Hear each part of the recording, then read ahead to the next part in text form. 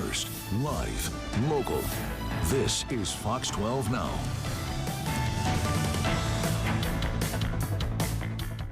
Hello, everyone. This is Fox 12 Now. I'm Greg Nibbler. Thank you very much for joining us. We are live streaming across all of Fox 12 Oregon's digital platforms. So thanks for being with us, however it is that you found us, or maybe you're watching after the fact. That's great as well. We are talking about the 50th anniversary of the film Deafula, a groundbreaking cinema masterpiece created, as I mentioned, 50 years ago, and having a showing, actually 2 showings, at the Hollywood Theater this weekend in conjunction with the Oregon Historical Society. And in this segment, you're going to learn a lot about the history of why this film got made and why it was so important, like what it did for so many different communities and why it makes it such a unique experience. And on top of that, we have one of the original producers, Gary Holstrom, who joins us to go through it all. Here it is. Gary, thank you for having time to talk to us today. I am really excited to see this film, but also just to find out more about it. I mean, the name alone obviously instantly draws people in. But I wanted to know if you wouldn't mind telling us, your association with the film and a little bit of the backstory about what Deafula is. A lot of information to give you, and hope you've got the time to hear it. I am excited to be kind of the representative for Deafula. 52 years ago, I met an individual who actually ended up working for me at US Bank downtown Portland.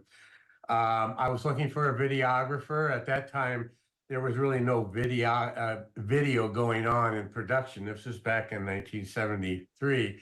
But there was a lot of news gathering or gathering of information by 16 millimeter. I was looking for someone to bring into a design center that I managed at the bank to educate the 4,000 plus employees around the US Bank network. It's a different concept, but we thought we need to get out there. We need to get the people involved, bought into the project. Anyway, long story short, I hired this individual. His name was Peter Wexberg. He was in San Francisco at that time, doing the news for the local affiliate there in sign language. Peter is profoundly deaf. He traveled with the National Theater of the Deaf for years. He went to Brooks Film School in California, and he seemed to be the natural. I hired him, I brought him up to Portland. He had lived in Portland for a number of years. His dad was affiliated with a local corporation here. So he came up and we started working together.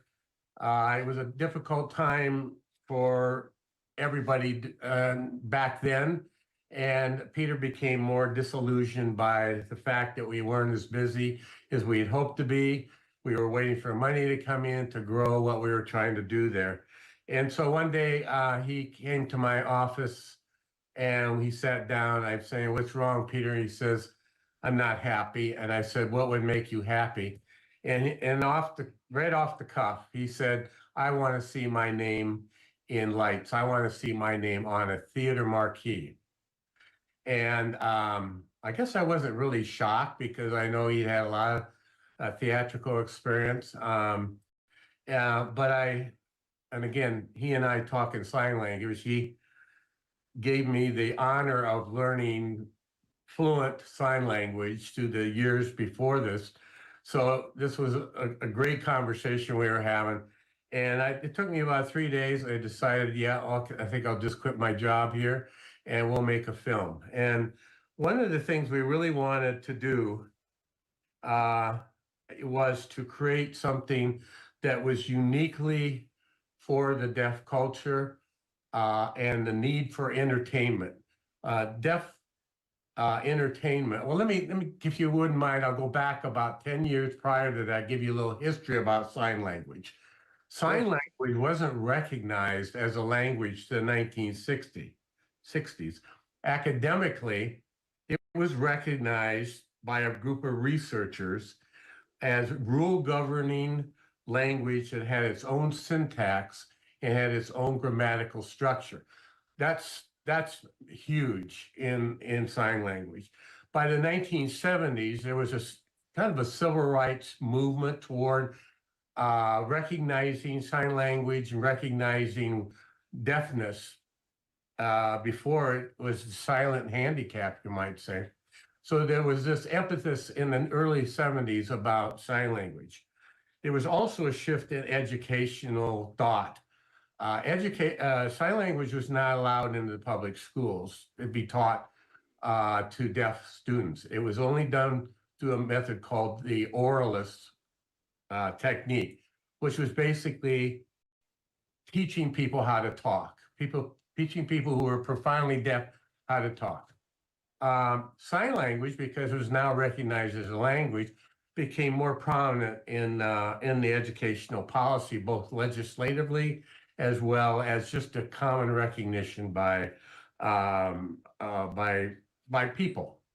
The other thing was that it became part of kind of a pop culture thing, thanks to an actress, a deaf actress, Linda Bove, I believe her name was, who first appeared on Sesame Street in the 1970s and using sign language. So it became sort of a pulp culture. There was also a growth in interpreter training. So there was a lot more interpretation going on from sign language to English and so forth. And then there was a new technology being developed that allowed telecaptioning. And if you can think of it in terms of today's texting, that's what it was for the deaf. And so they could get on this device and rather have to go through a live operator to interpret text that was coming across the screen, they were able to communicate with each other directly. It was huge technology for the deaf population. So yeah, that's enormous. What happened was that the hearing population became very interested in sign language, and throughout the 70s, and even now, there are sign language classes being taught, and throughout a lot of the,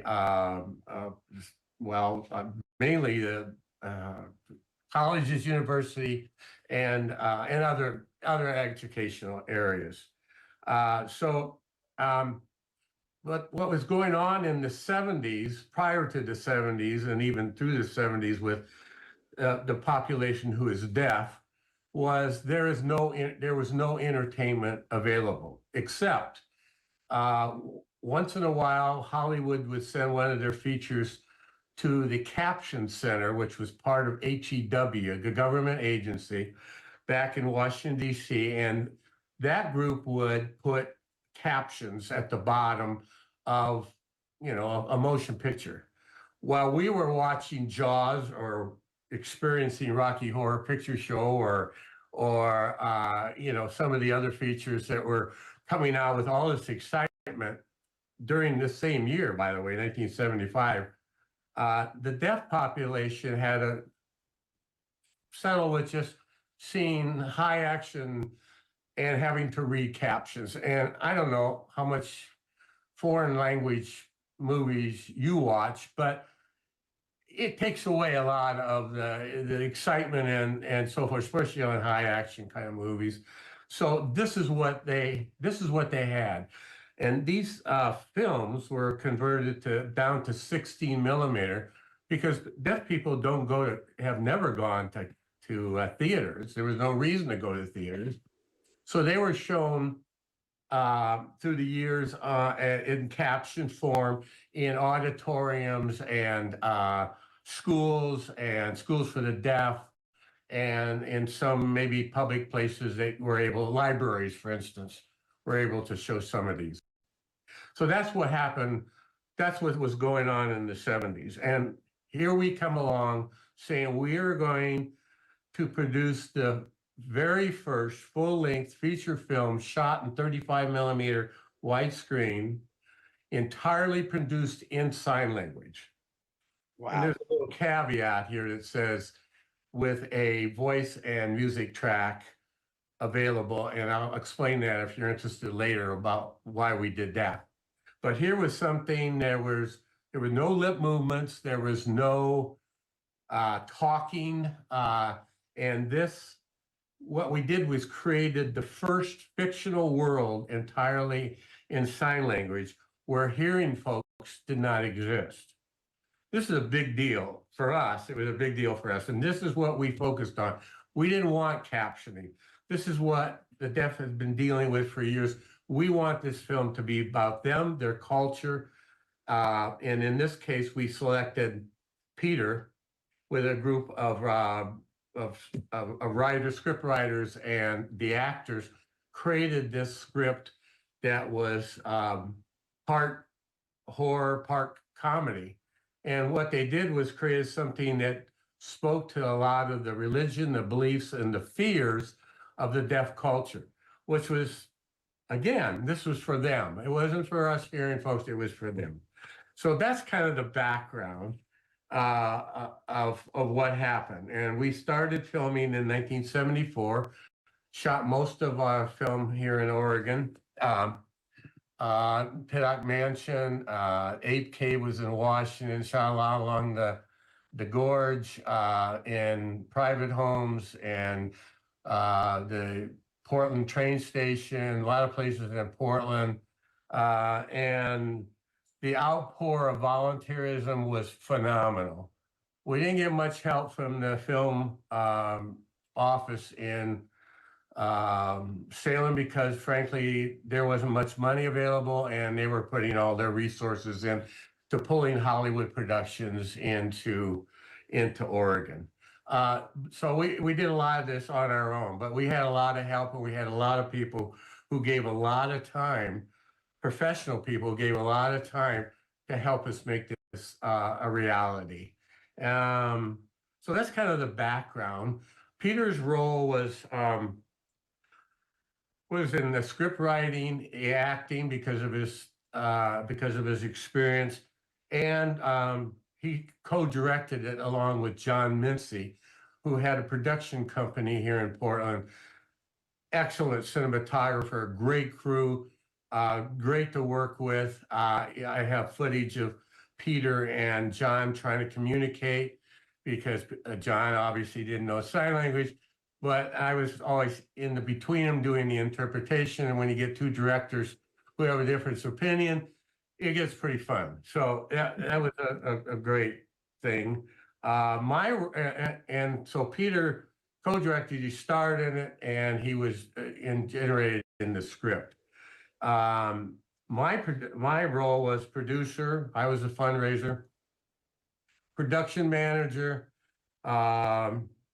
volunteer coordinator, business manager, accountant, and being a small budget, it was, I did everything. Everybody did everything. And we got a lot of help though in the process of doing that. So, I don't know what your other next question was, but maybe No, I mean, that's that's a good great. kind of synopsis there, right? Yeah, no, that's great to get that synopsis too, and just an understanding of, especially that time period as well. Yeah. What Yes. was going on for something like this, which was really monumental to be created. I think the other question I have is just to go over it just a little bit is, what is the plot of Deafula?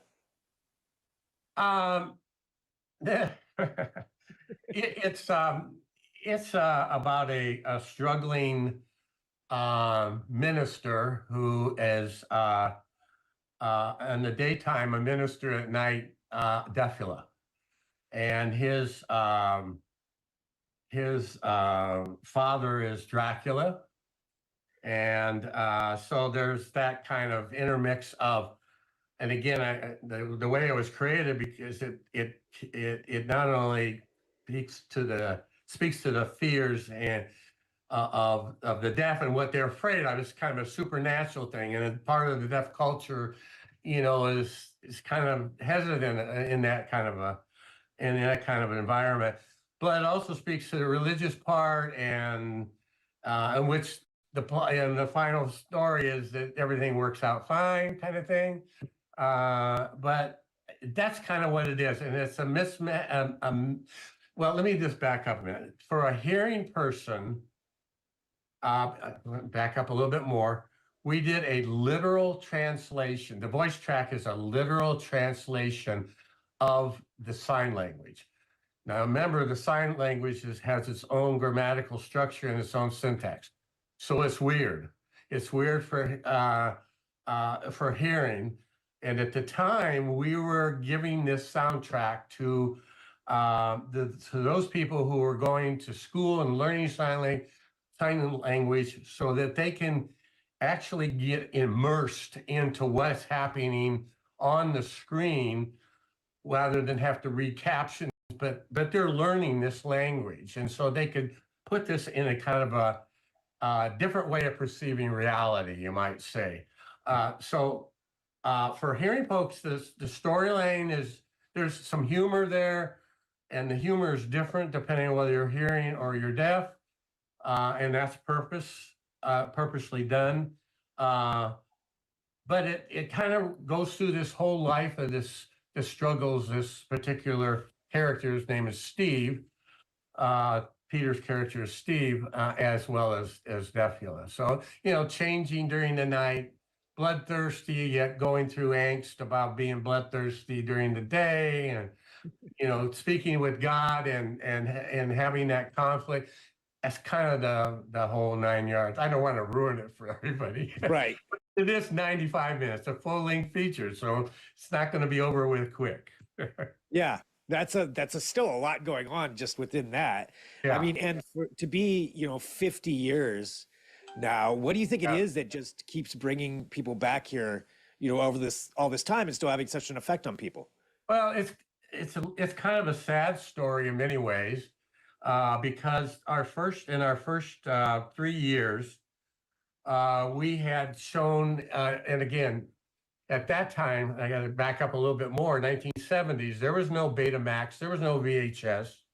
The only way we could distribute that film is on 16 millimeter or 35 millimeter, or using our 35 millimeter print. So we were struggling to get rentals on those 16 millimeter prints. Sending out a huge print to everybody costs money too, just the shipping and all that. But we were doing really well. We had shown in 125 plus cities. We were shown on Canadian cable. We had shown at different events, one being the Deaf Olympics in New York, somewhere in New York. The same place they have the Winter Olympics. I can't remember. Lake Placid. Oh yeah, yeah. And so we were going along real well. We got an offer from the Caption Center to purchase 12 prints, 16 millimeter prints from the Caption Center. And we thought, well, we needed money to continue marketing and distributing. And so we sent them those 12 copies under contract to destroy the copies no longer than 2 years, or at the life of the print. So if the print was damaged, they had to need to throw it away. They could use another one. Unfortunately, at the end of that contract, they decided they were going to convert Deafula without authorization, without authority, against copyright violation, convert it to VHS. And they did that, and they marketed it and gave it out through their network. Immediately after doing that, when you consider libraries were getting copies, VHS copies that could be checked out, piracy, just, I can't tell you how many thousands, tens of thousands of pirated copies were made of Deafula within those few years, after the 4th, 5th, 6th years. We stopped marketing completely and had not really made any efforts. Well, we made an attempted effort to market it on VHS, but it was way too late to do that. And then we got a call in 1997 from the Museum of Modern Art in New York City, and asked if we would be part of an international film festival celebrating Bram Stoker's Dracula film. And so we were one of 40 different films that were up on that genre, that theme, from around the world, and we were shown there. And it was unfortunate, neither Peter or I were able to make it, but it was it kind of revitalized the whole effort and and it kind of got us going again as far as our interest in Deafula. But it was too late. We had thought about making uh, additional VHS type of things, and then we were thinking about doing CDs and then DVDs. But frankly, Peter and I have disagreed about what format. He would like to get rid of the sound and or edit some of the film. And I understand his thoughts here, because we're moving into another two more generations in time, 50 years later. But I just cannot. I just was being a partner. I just could not let the original film be changed in any way. So we never did any of that. So that's kind of what's happened. And for the last 30 or so years, not very many things happened until I got a call from Matthew from Matthew Cowan from the Oregon Historical Society a couple years ago. And he said, I've seen the film, bad copy. I didn't know that you were the producer. And would you be interested in doing a showing here in Portland? This was 2 years ago in October. And I thought, this is great. And so he's been a tremendous advocate 2 years ago in getting a one showing at the Hollywood. And we had a sold out crowd. It was an unbelievable experience for me, and very touching for me, because we had one audience. What I remember most fondly is we had one member of the audience who stood up back of the room and said to me, "I have waited 50 years to see this film."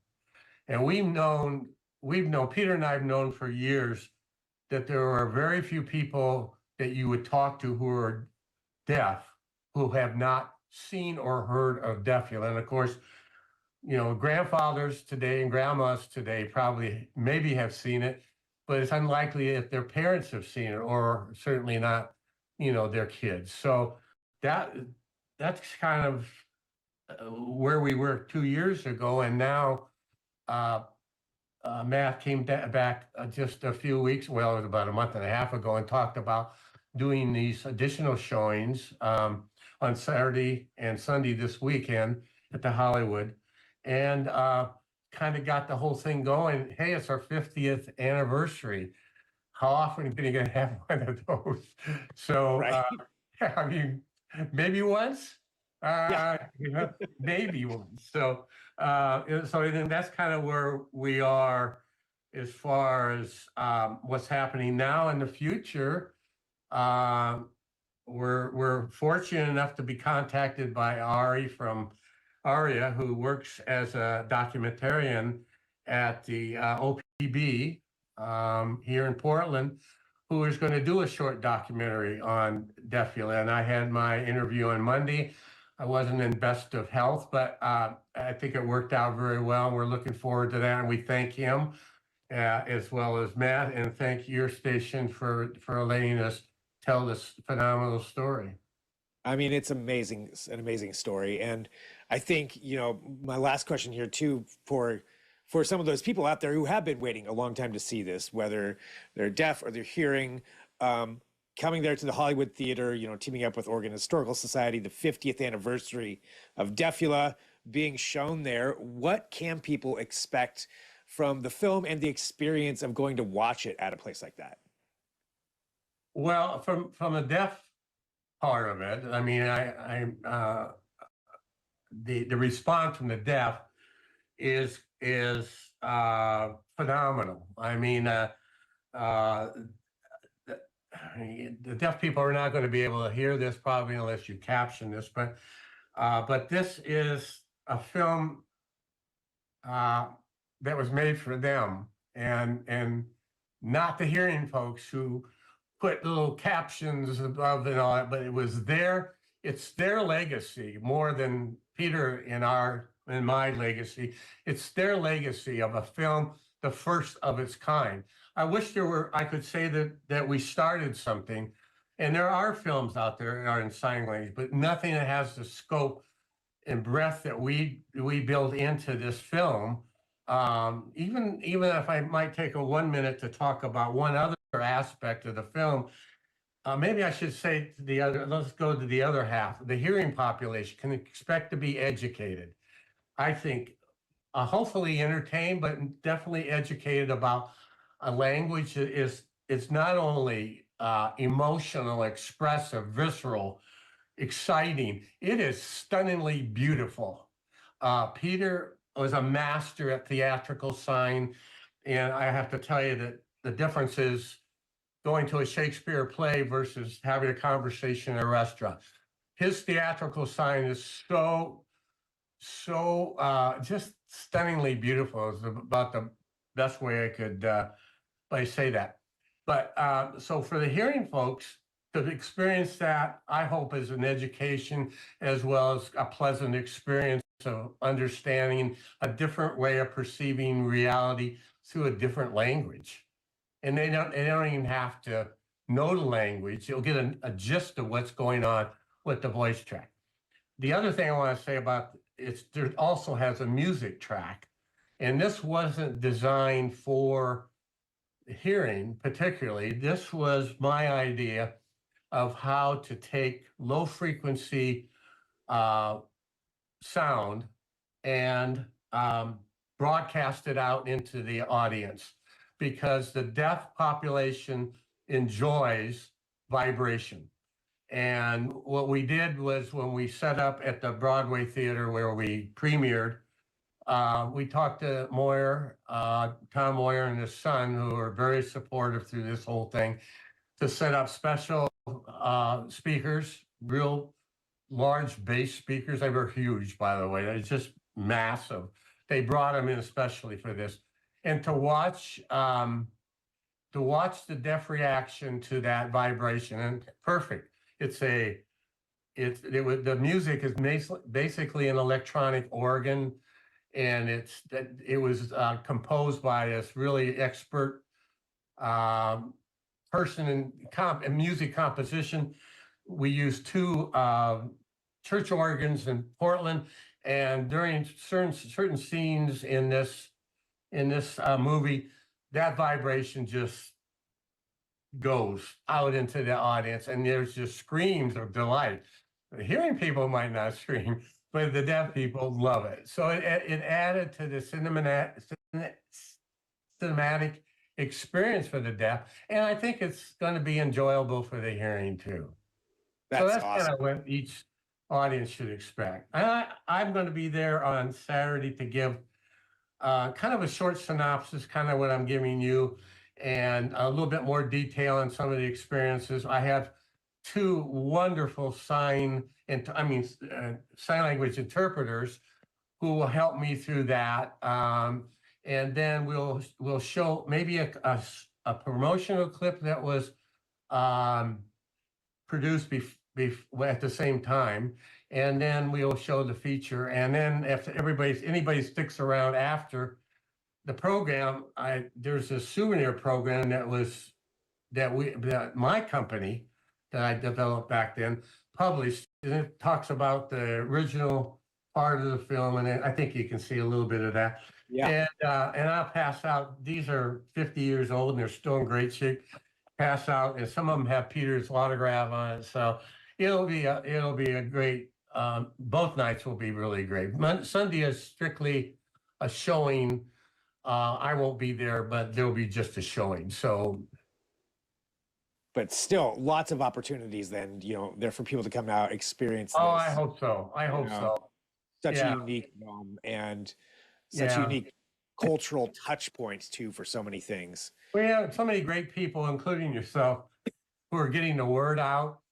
And even if it's to hearing people, those hearing people know people who have parents who are deaf and who know sign language. You need to talk to them, those people, remind them. We've contacted the schools, the clubs, and so forth already, and we're just hoping that we have to sell out a couple more times because we'll just do it again until, till the interest faints in the local area. Hopefully in the future, and certainly Matthew from the Oregon Historical Society has encouraged us to maybe move to Seattle and do a couple showings in the Northwest and maybe more of a regional basis also. So Absolutely. Yeah, there's all those other people too that would want to see this and get to witness, this amazing creation. Well, thank you for having time to talk to us. well, thank you, and thank you to your audience for listening. And hopefully you come out and see it. I hope you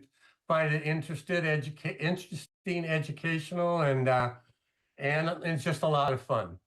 Yeah, all of the above, and a unique experience too if you've never seen it. Absolutely, absolutely. Yeah. So cool. Well, thank you very much for being here with us.